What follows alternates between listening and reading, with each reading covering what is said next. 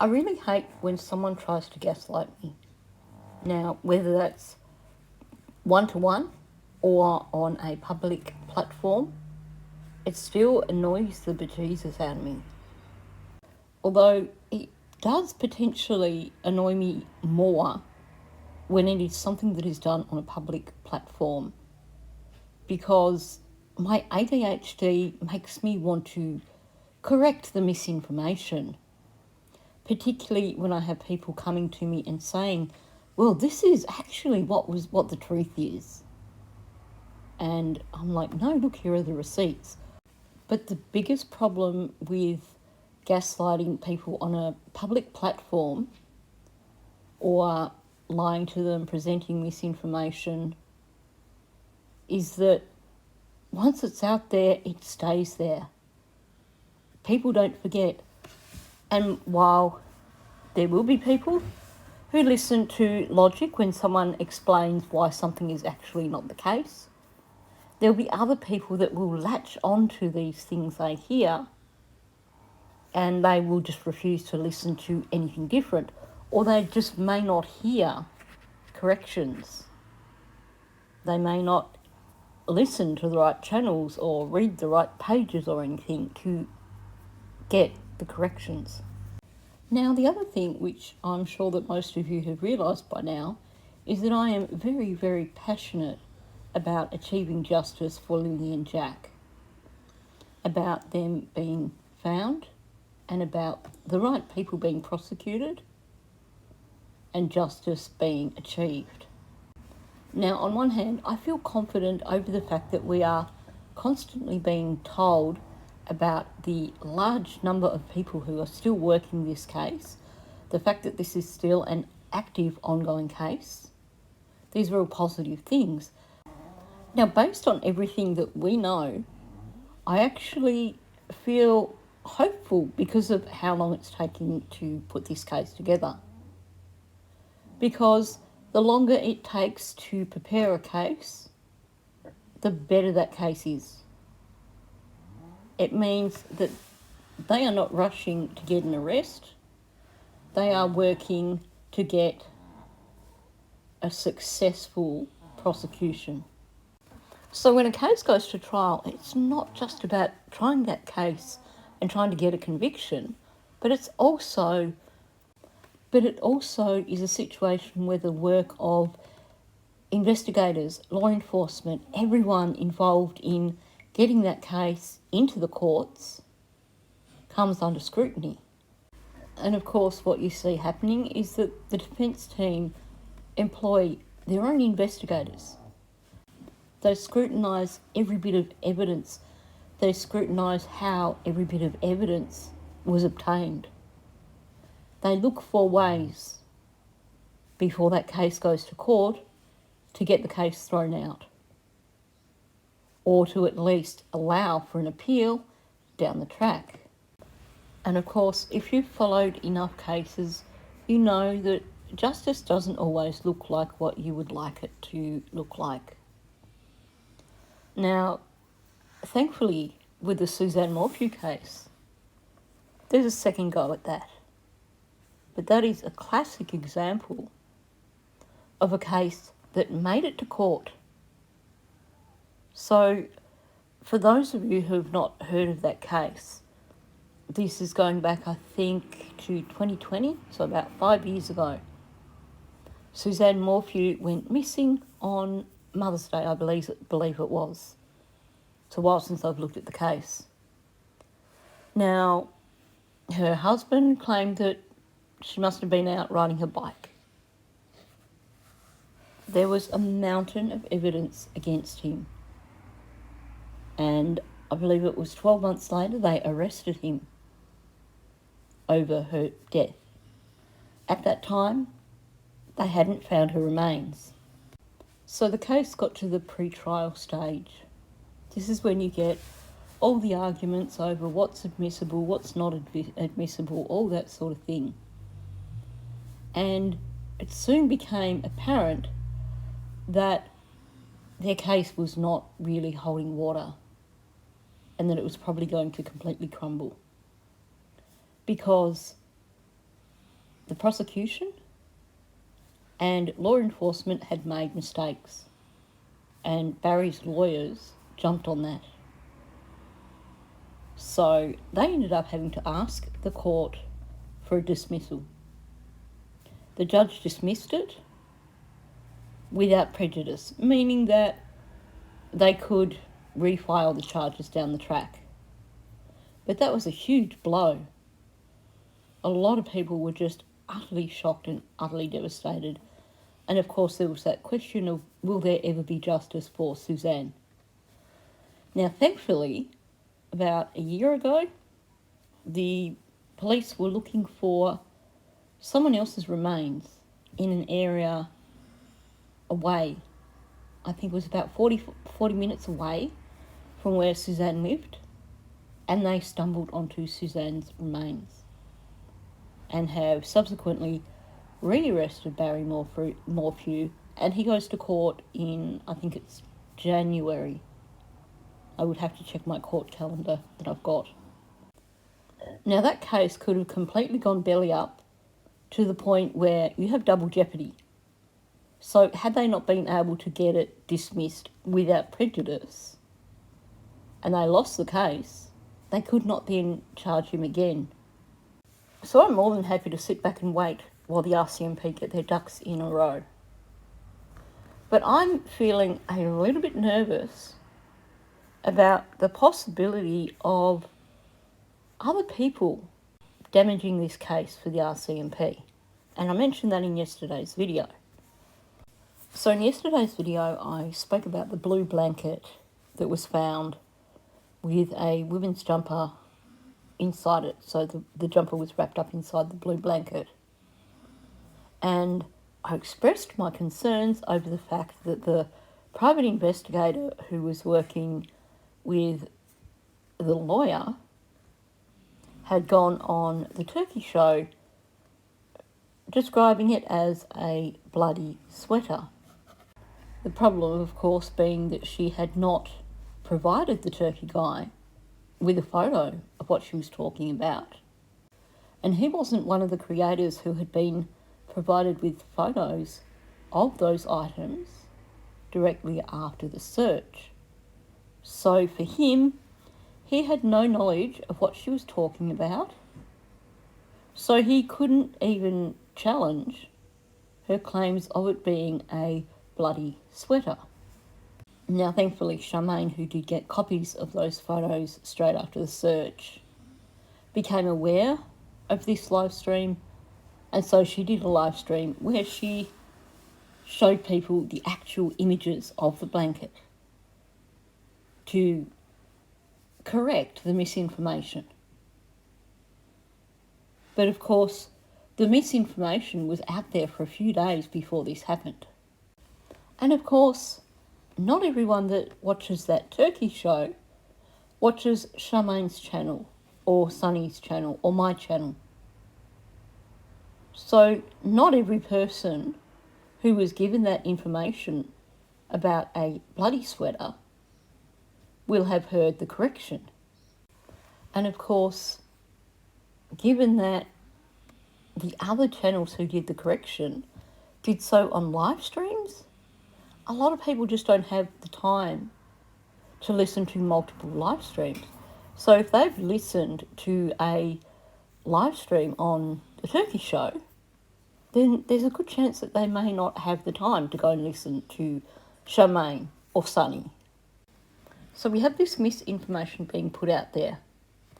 The live stream, at the time that I'm recording this, that live stream had 4.1 thousand views.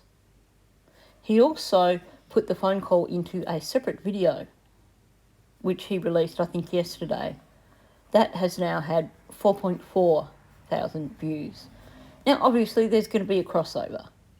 A lot of the people that watched it probably were the same people that watched his live stream. But there will have also been people who don't have the time for long live streams and probably went, okay, that's only half an hour, I'm going to watch that. So even if we are ultra conservative with numbers, that's at least 5,000 people, let's say, who have been given this misinformation and may not have heard the corrections. So before we look at any other issues that are created by this misinformation, all of a sudden we have a lot of people out there who are going to just continue to share this information. And you can bet that for as long as this case is being discussed, there will always be someone who pops up in someone's chat or in someone's comment section and talks about this. Oh, but what about the bloody sweater? Once it's out there, you can't stop it. Now, obviously, I said all this in yesterday's video, or spoke around all this in yesterday's video. So what's changed? This private investigator has left a post on Facebook about this issue. Now, that sounds great. Taking accountability for a mistake that she made. But it's not quite what it seems. And this is where it comes into me saying at the beginning, I don't like people gaslighting me. I don't like being lied to. So I'm going to share this post with you. And then I'm going to talk a bit more about why I am extremely concerned by the actions of this private investigator. On the surface, this looks pretty good until you actually pay attention. So, hello everyone. Yes, I am real, and yes, I absolutely did say bloody sweater on the fly. It was a minor mistake that I corrected several times after. I also did release that photo, and it was completely appropriate to share, just like many other items our team has responsibly released in the past. Okay, referring to it as a bloody sweater was not a minor mistake. That is something that is going to stick. And I'm going to go into that further shortly. So, calling it a minor mistake is basically minimising it and saying that everyone who has made an issue of it, you've just made a mountain out of a molehill. It was a little mistake. It was irrelevant. And hey, I corrected it several times after. You will hear the audio again, you'll see there is no correction. Then she says, I also did release the photo and it was completely appropriate to share. She gave the photo to DT, who has just done a live stream on it today. This is 4 days after the live stream came out. Not only that, this is after at least 3 or 4 YouTube channels have come out and made a point of showing people the photo to correct the misinformation. So by saying here, oh, I released the photo, she's trying to make it sound like, well, I fixed the problem because after that I released the photo and now everyone saw it. No. YouTubers who have been sitting on that photo since about the 16th of November, so a bit over 3 weeks, released the photo to fix her screw-up. And I know that I, for one, did not get that photo from her or her team. And then we get this comment, and it was completely appropriate to share, just like many other items our team has responsibly released in the past. I'm just wondering what those many items are that have been responsibly released in the past. Because I'm aware of when she was still working with PBMH, her releasing the statement by Malaya that wasn't meant to be made public. So I wouldn't refer to that as being responsibly released. And that's not the team that she's referring to. Then there was the leak about Lily's doll.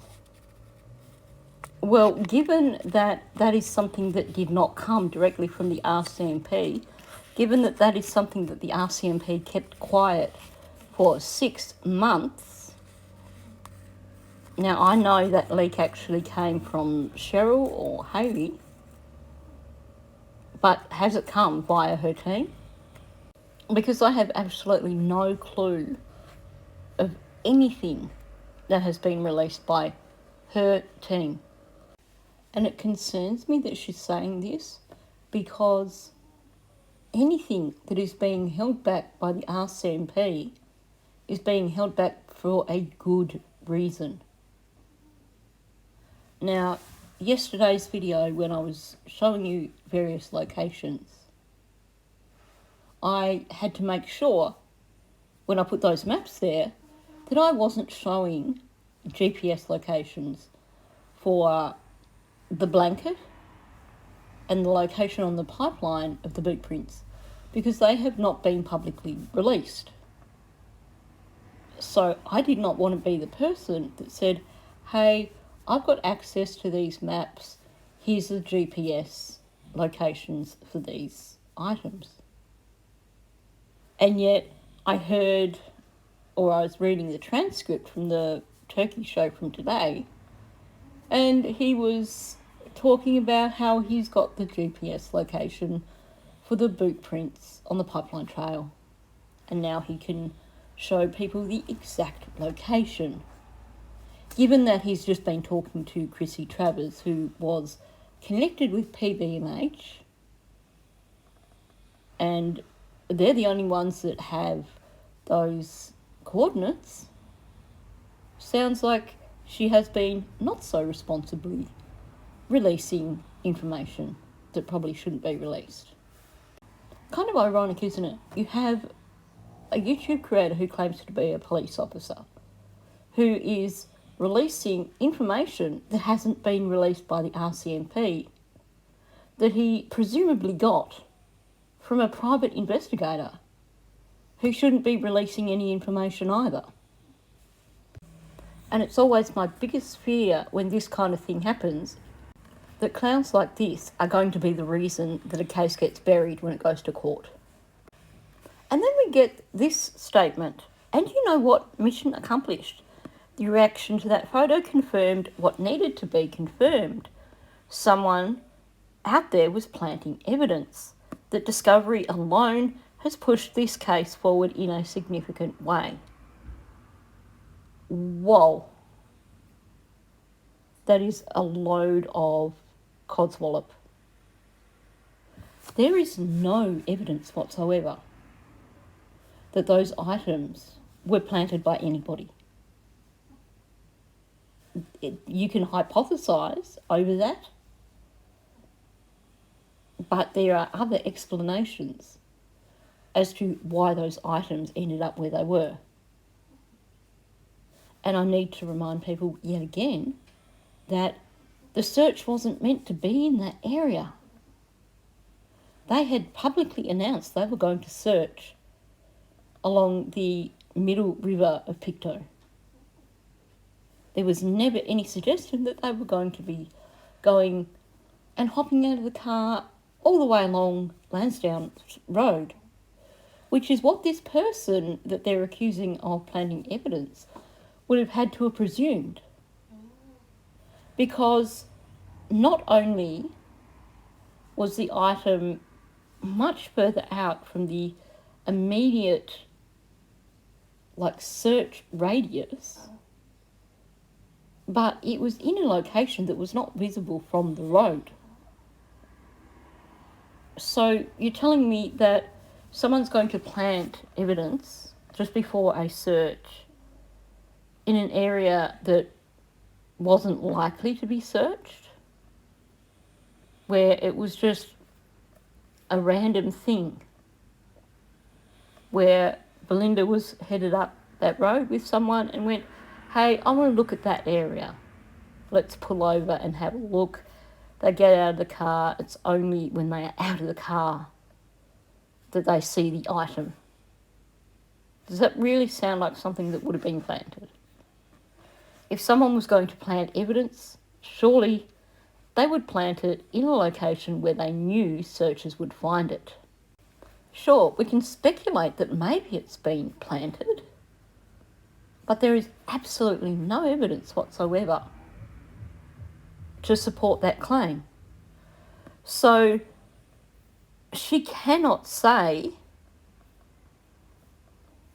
that basically they have confirmed that someone was out there planting evidence. That is a wild statement to make. And as for this claim of the discovery alone has pushed this case forward in a significant way, the discovery has done nothing for the case, and I will tell you why. Now, the information that I have directly from someone who knows is that the RCMP were contacted by PBMH and they didn't appear to show any interest. Maybe it was something they would have checked out the next day. You can't know that. But apparently someone was sent from this investigative team to have a look at the item, at which point they opened the blanket up, found the jumper. This is what I'm understanding. That part I'm taking from what Chrissy is saying, not from what I was told. They opened it up, found the jumper, wrapped in the blanket, and what I've been told is that they didn't feel safe, or they did not feel comfortable waiting for the RCMP to turn up in the location where they were with the blanket. So they collected themselves and went and met the RCMP. So many problems here. So the chain of custody does not exist. That item has been contaminated.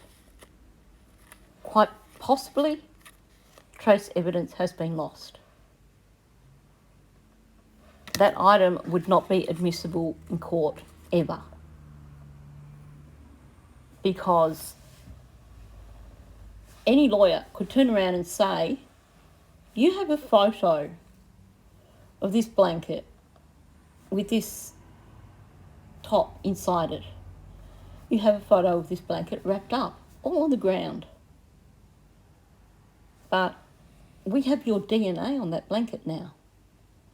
How do we know you didn't put that there and then photograph it? Also, how can you prove to us that any trace evidence that was found on this blanket or on this top did not get there from your vehicle or from you handling it? So this has no evidentiary value whatsoever. So unless they can suddenly produce a video of this person they're accusing actually planting this piece of evidence, this doesn't do anything for the case. Our team has contributed a great deal of valuable information throughout this investigation. We don't broadcast every success, and we certainly don't chase credit.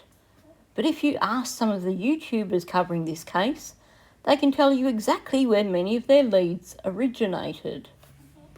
So if you're a YouTuber out there who's been given leads by this team, please put your hand up now and let me know, because I'm not aware of anybody having any leads that have originated from this team. And why are you leaking this information to YouTubers instead of passing it on to the RCMP? It seems that YouTubers are doing a better job of keeping information to themselves to avoid compromising the case than what this private investigator is. And now we get the paragraph that is essentially taking her bat and bowl and going home. Moving forward, our team will no longer be sharing any of our findings publicly or with anyone outside our own investigative circle. That's what you should have been doing from day one. My only focus, and my team's only focus, is finding Jack and Lily and bringing them home. Now, she's provided a contact number for her team, and she does say after that, but I'm guessing a lot of people won't read the full paragraph. She says, we're more than willing to collect your tip as long as you've reported it to the RCMP or Crime Stoppers first. In other words, they want to know everything that the RCMP knows. but they won't get that information from the RCMP. So if you've got a tip, once you've gone and given that tip to the RCMP, they want to hear from you as well. I have to say, I'm feeling very, very nervous about the possibility of this case being screwed up by this team's involvement. I'm not going to apologise for saying that, because I have seen cases that have been screwed up because of mistakes being made. Now, there's a number of things that I feel the need to address here. First of all is her claim that having made this minor mistake of referring to it as a bloody top or bloody sweater, that she then corrected herself several times after. So I'm going to play those relevant bits of audio for you, because I cannot hear her actually correcting herself, and I'm going to explain exactly what she's doing at each point. That finding. Are you talking about the bloody sweater that was wrapped in a towel? I didn't know there was blood on it too. That's interesting. Well, I can't guarantee you it's blood, but it certainly looked like blood. So I believe that would be correction number 1. I can't guarantee you it's blood, but it certainly looked like blood. Well, that doesn't sound like a correction to me. That sounds like someone saying, I can't be certain, but you know what? This is what I saw. What are people going to grab from that comment that she made? Not the I can't be certain. What they are going to take away from that is her saying it certainly looked like blood. Understood. Mm-hmm. And then when it was opened up and looked at, it was like, okay, that might be blood. So how about we just send it in? Correction number 2. That might be blood. So how about if we just send it in?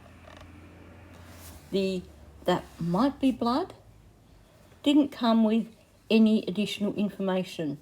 Might be blood, but chances are it could just be a bit of oil, or it could be a stain from hair dye.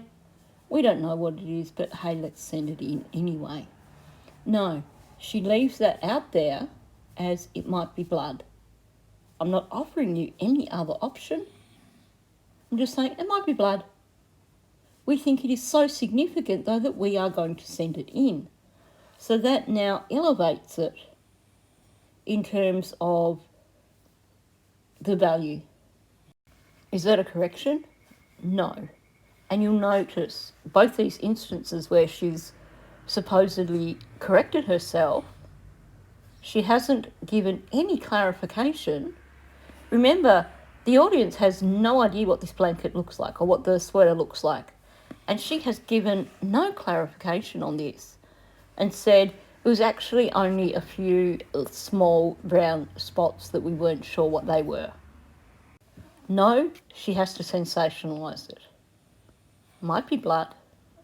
Again, by adding on we thought we should send it in, the takeaway from that, people are going to be thinking in their minds, the takeaway from that is they thought that it was blood, so they sent it in. Not her saying it might be blood, because she didn't offer them any other possibilities. She's claiming in this response on Facebook that she was giving corrections, but what she's actually doing here is it's a bit of a sidestep. She wants to sell this story, but she's also figured out that this Turkey guy is no fool and that he's just questioning the validity of what she's saying. So she's creating an out for herself without actually dropping what she's trying to sell. It's like those old door-to-door vacuum cleaner salesmen that we've all heard used to exist. If this doesn't prove to be the best vacuum cleaner you've ever had, we'll give you your money back, no questions asked. Nobody's going to turn around and ask for their money back unless the damn thing doesn't work at all. That's the same principle here. she's throwing the might in, so she's got an exit strategy if she gets called out. But she's hammering it home with, so we sent it in. If there's blood on it, that's interesting. Yeah, it's like I said, it's not confirmed yet. It looks suspicious to me. And there's your third and final correction. It's not confirmed yet, but it looks suspicious to me. When someone says it's not confirmed yet, it's essentially saying, I'm giving you a bit of insider information and this will be confirmed. By saying it's not confirmed yet, makes it sound like it will be confirmed. And then she doubles down by saying, it looks suspicious to me. So she's selling it in terms of, well, we can't give you 100% confirmation, but believe me, I'm an expert on these things, and it looks suspicious, so you have to believe me. She did not once offer any corrections to what she said. All she did was, on one hand, create that little exit strategy there, but then double down with a follow-up comment to make sure that the audience still bought her story, essentially. Anyone listening to that conversation is going to come away from it and go, wow, there's this sweater that's covered in blood. And just to give you an idea of how quickly that sort of thing travels. So she referred to it as a bloody sweater. Now, I did not catch Charmaine's live stream, but I did listen to Sunny's live stream, and her live stream was a reaction to Charmaine's live stream. By the time we got to Sunny's live stream, it was being described as a blood-soaked sweater. So from one live stream through to the third live stream, it went from being a bloody sweater to a blood-soaked sweater. You can see how these things grow legs. Now, admittedly, at least Sunny was showing the image and saying, look, it's actually not blood-soaked. But the quote was wrong. This is not what was originally said. But let's say someone's not really paying attention to what's on her screen. Sometimes if I've got a long drive and I don't feel like music, I'm going to put on someone's live stream and listen to it. So let's say someone is doing that, or listening while they're doing housework or something, and they hear this description of a blood-soaked sweater. They might not listen to the entire live stream because they may not have time to do so. And suddenly that information is going out there. And the thing is, when someone hears something that is that extreme, that's what sticks in their head. They might forget about the corrections, or they might not hear about it for a few more months, and all they're going to hear about is, wow, did you know they found a blood-soaked sweater, a women's sweater, wrapped in a blue blanket? Now, obviously, sharing misinformation on social media isn't anywhere near as damaging as sharing misinformation in a courtroom. But I do want to give you an example of a court case that went terribly wrong, because while people were given misinformation, even though that was clarified, what stuck was the misinformation. And that helped contribute to a serious miscarriage of justice. Now, this is a case that I covered well over a year ago. The only problem I had was that a lot of the media came from 7 Network in Australia, which are absolute shockers when it comes to copyright. So it made it very hard for me to try and cover this case. I was trying to do a series on it, but thanks to Seven Network, it just became impossible, and I let it go. But this is a case from a little state in the very bottom of Australia called Tasmania. It has probably half the population of Nova Scotia, I believe. And it's actually an island. So Tasmania is a little bit unique. It's decades behind the rest of the country. There's a lot of nepotism, a lot of corruption, and there's a bit of a boys' club going on. The reason I say this is because what happened in this case would not fly in most other Australian cases. And yet they are still, 16 years on, trying to fight for a reversal. So the couple up on the top left-hand corner of the screen are Sunil Fraser and her partner Bob Chappell. Now, they lived in Hobart in Tasmania, and in late 2008 they bought themselves their dream yacht. Bob was getting close to retirement, and the dream was that they get this dream yacht that they were going to then basically use as their holiday retirement boat. They had all these ideas for places they wanted to go. Bob wasn't ready to retire. He was working at the Royal Hobart Hospital in Hobart, obviously, and they had just got some new fancy machine that he was writing the manual for, and he wanted to do that before he retired. So, having got this boat down to Hobart in, I believe, December 2008, in his spare time, Bob was tinkering around on the boat, just fixing things that needed to be fixed.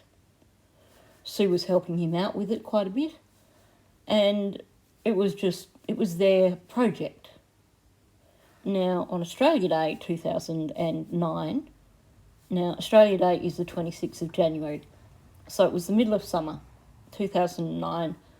Bob's sister was visiting from another state. Sue and Bob's sister had gone out to lunch. Bob had stayed on the boat, tinkering away, and he had decided he was going to stay overnight on the boat because there were more things he wanted to work on. Sue took the dinghy, went to shore, headed home. She got woken up in the early hours of the morning by a phone call from the Tasmanian Marine Police saying, "Your boat is sinking on its mooring."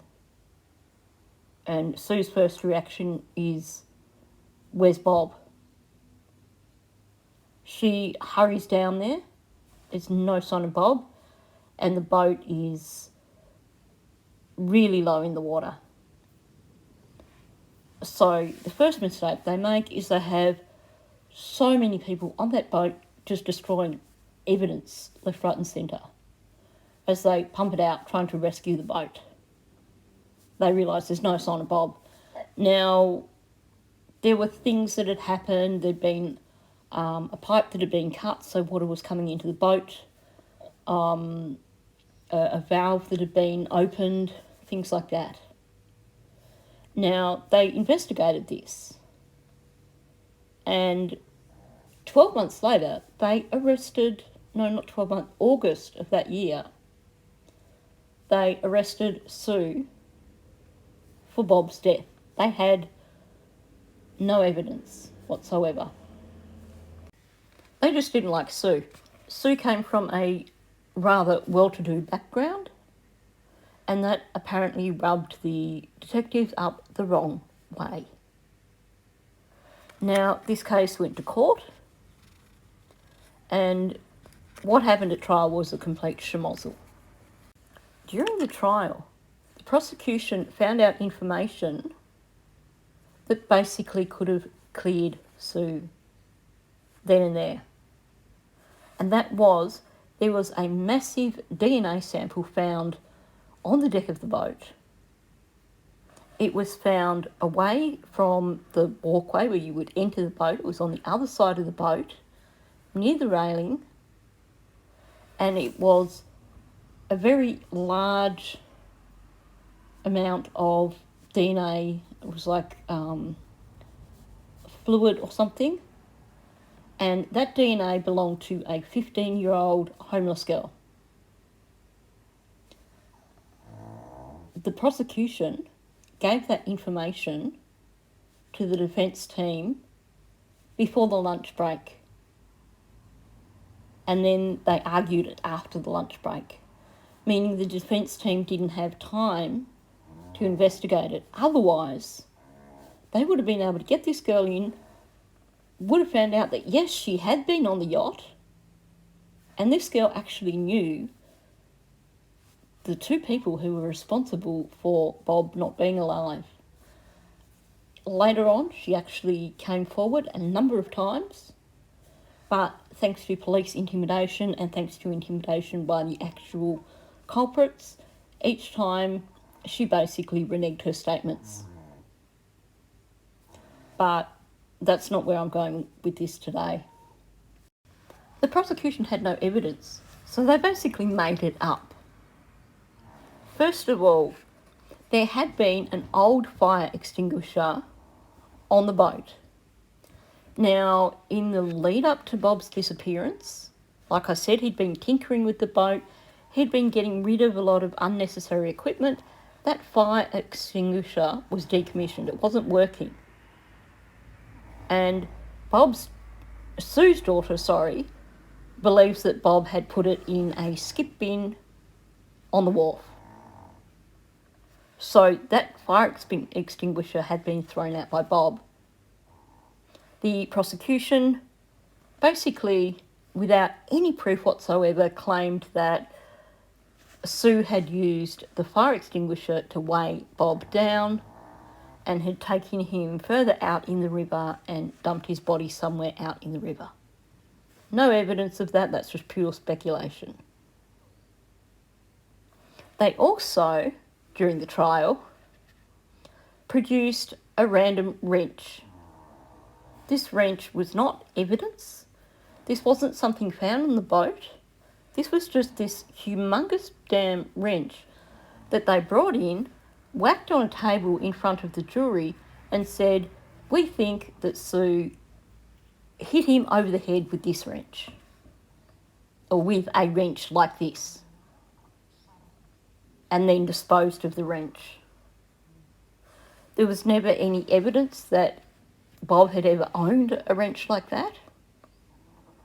There was never ever any evidence to say that that had possibly happened. There was certainly never any wrench found. But because they went in there and they put this massive damn wrench on the table in front of the jurors, that's what stuck in their minds. So when they're going through deliberation, in their minds they have this picture of this enormous damn wrench sitting on the table and the prosecution saying, "This is what we think Sue used." But the big thing that a lot of people believe helped convict Sue and is an absolute travesty is what the prosecution did with the dinghy. Now there's two photos here. On the top screen obviously is someone from forensics photographing the dinghy in the location where it was found.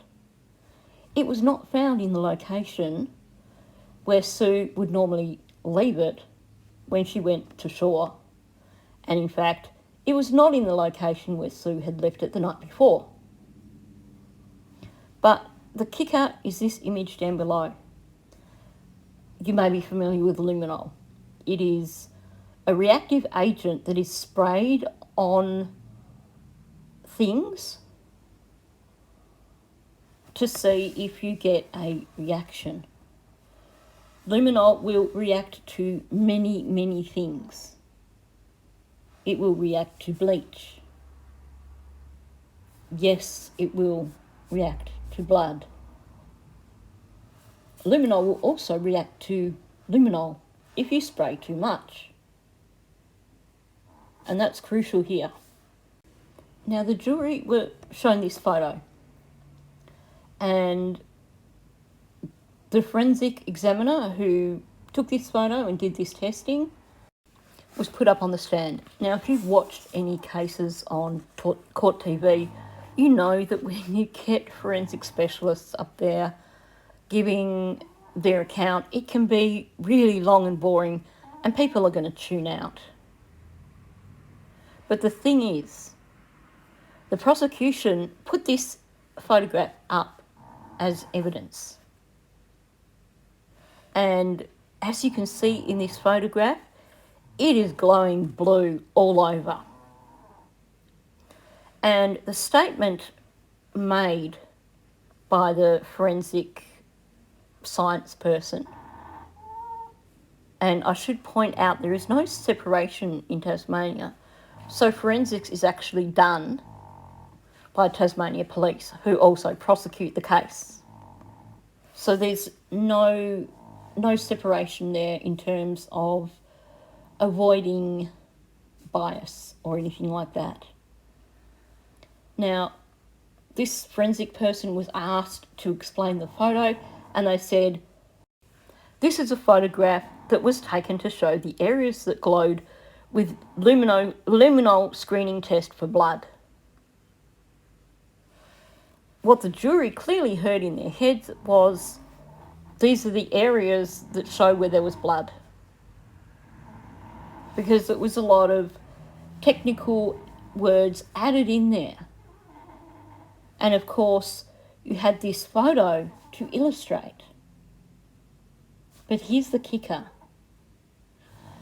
In amongst this really long testimony from this forensic analyst was, first of all, the admission that they tested it after this and found that there was no blood present on that boat. But of course, long, tedious testimony that went over the heads of jurors completely. The other thing that was said in the testimony was, and remember I said luminol reacts to luminol? This forensic scientist said in their testimony that they had sprayed it for luminol and it had a bit of a faint glow. So they sprayed it again more heavily so that it would glow more.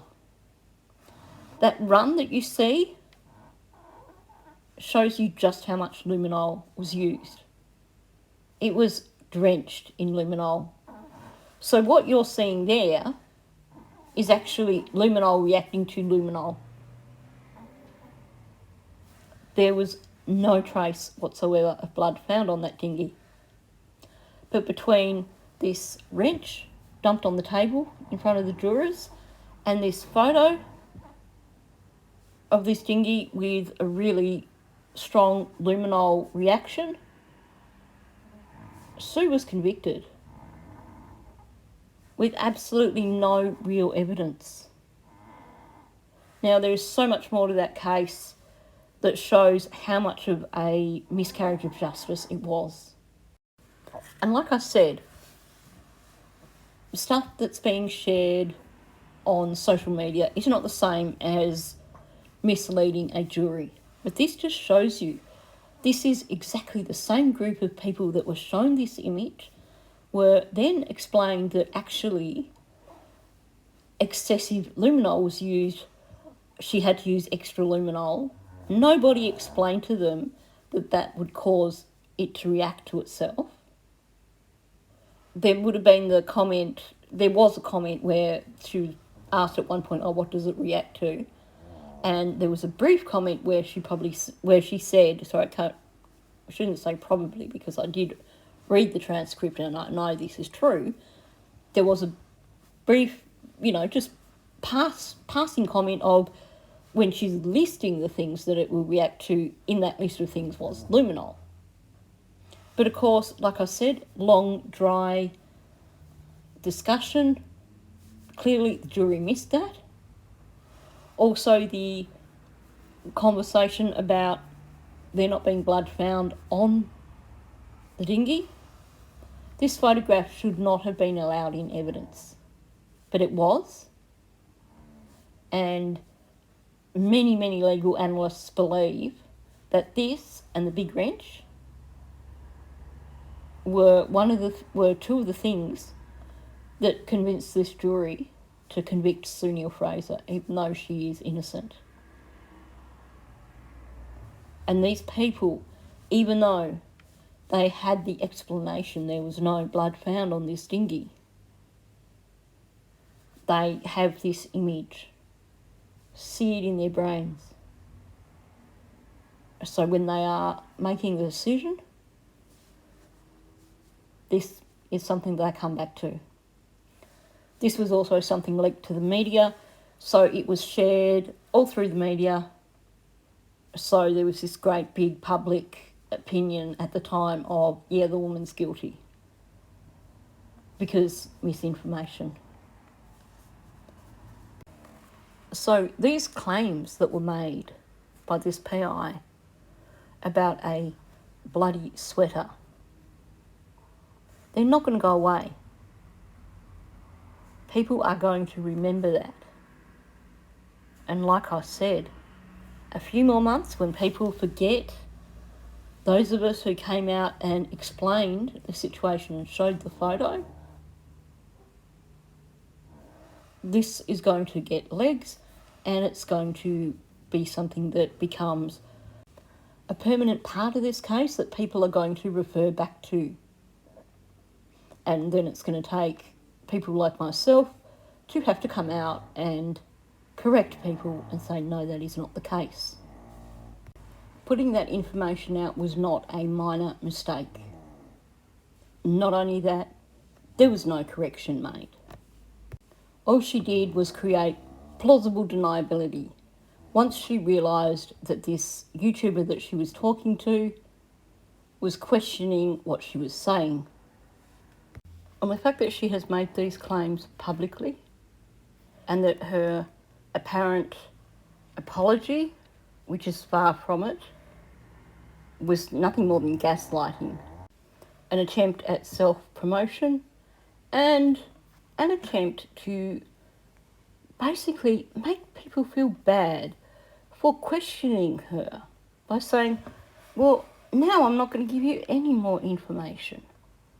Which, like I said, should have been the case from the very beginning. If you are a private investigator, now, my understanding was that the whole point of this team was that they were working on gaining guardianship for Belinda. I'm not sure whether this suddenly switched over to them trying to solve the case. But my biggest concern here, having seen how very unprofessionally this woman is acting, is that this could destroy the case for the RCMP. And I know some people are going to tell me I'm overreacting, but it happens. Let's talk about a few things that can go wrong here. First of all, witness tampering. If these people are approaching potential witnesses, which it sounds like they are, already she was talking about some bizarre thing to do with the pink blanket and another claim about it being planted, and I'm really, that one you'd have to listen to try and figure out what the heck she was talking about. But she's talking about this witness that they've shown multiple photos to until they finally picked the right people, essentially. Right there, that is overstepping the boundaries. Because if that witness was actually someone worthwhile, their testimony would not be admissible in court now. All it would take would be for a defence lawyer to say, this witness has been tampered with. We don't know what the process was in terms of them identifying these people that they claim to have seen. We don't know if they were coached into choosing those photos. So that witness is now completely useless. What should have happened was, if this witness came forward, they should have been directed to RCMP, not gone through this process. The other thing that can happen in terms of witness tampering is where they find out about someone who may know something and they approach that person and they tackle it the wrong way. It may mean that that person is then not going to speak to RCMP. It may mean that that person ends up being inadvertently coached in terms of the information that they have. Again, that gets to court, you can guarantee that that witness is going to be thrown out of court. And of course, by coming out and publicly naming two people that this witness allegedly saw, if anyone else comes forward as a witness now, if they've heard that information that she's just publicly put out there, that could actually colour their own account, making them not so credible as a witness. Let's talk about breach of privacy. If they are cutting corners in any way, and like I said, I have these concerns because what she has shown us is someone who is not acting professionally. But if she gets information, personal information illegally, or she is surveilling someone covertly and gets information or evidence that way, that could end up being also thrown out of court. And if this is something that has been identified as a credible lead by RCMP, that is going to damage their case. If someone else is treading on their toes and goes about things the wrong way, which we've seen her doing already. Now, I'm not saying that anyone from that group has actually been surveilling Jordan or Darren, but we've heard them claiming that someone has been following them or surveilling them, or that people have been, they know where they live and going past their house. This is going to make them extremely hostile if they are called back in by the RCMP for any further interviews. Meaning that if they do have information, it's going to make them even less likely to share that information because they are going to be hostile witnesses. Let's say that this team is putting pressure on one of the suspects, and one of these suspects decides, okay, I'm going to go into the RCMP and I'm going to come clean. You can bet the moment that a lawyer gets hold of them, they are going to turn around and say that is undue pressure and this is not going to be allowable as evidence. If an arrest has been made as a result of a confession of that sort, that could completely blow the case.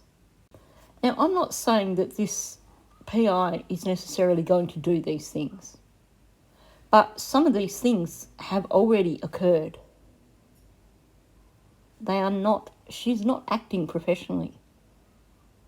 She is, in my opinion, a loose cannon, and she has the potential to undermine the work that the RCMP have been doing over the last 7 months. I hope I'm wrong, but what I'm seeing so far is making me extremely worried. Now, I know I'm going to have people upset with me over this video. I know there's going to be people who are probably going to be angry with me over this video. But I'm in this for Jack and Lily. I'm doing this because I want these children found and I want to see justice for these children. So when I see something happening that has the potential to prevent justice being achieved, then I'm going to speak out, even if it does upset people. At the end of the day, 60 hours only worth of training and a $120 fee for a 2-year license doesn't come close to comparing to the knowledge, training and experience of investigators in the Major Crimes Unit. I mean, break it down, 60 hours. Even if that's only a 5-hour day studying full time, that's less than 3 weeks. So you have to forgive me if I am a bit nervous about potential damage to this case. But what I have seen in the last couple of days really makes me worry.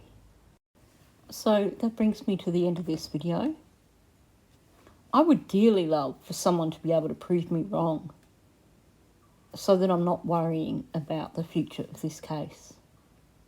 This is not something that I want to be right about. So if you are able to prove me wrong and show me that maybe I'm being too harsh, if you have real receipts, not just criticism, by all means, please do.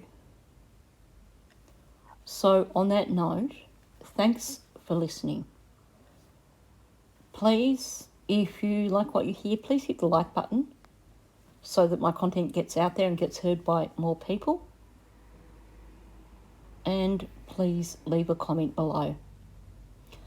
I am going to ask, please be respectful towards me and towards other people who comment on my videos. If you are not respectful, your comment will be removed. People are allowed to express different opinions here on my channel. There's certainly nothing wrong with healthy debate, but needs to be kept respectful. So on that note, thank you for listening, and hopefully I'll catch you in the next one.